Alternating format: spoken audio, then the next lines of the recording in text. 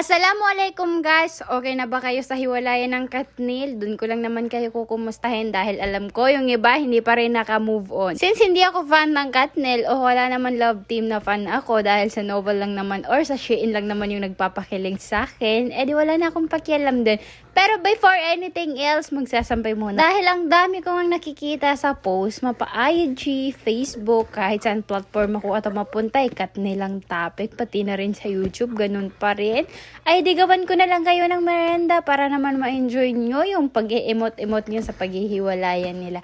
11 years na sila naghiwalay, kayo pa kayo na wala pa sa kalahati ng relasyon nila. Hoy! Sila nga na 11 years naghiwalay, kayo pa kaya na naglolokohan lang. Hoy, hindi tayo mananakit sa video na to. Ang gagawin ko palang merenda ngayon ay cornflower. Cornflower ba? Comment below kung tama yung pagka-pronounce ko.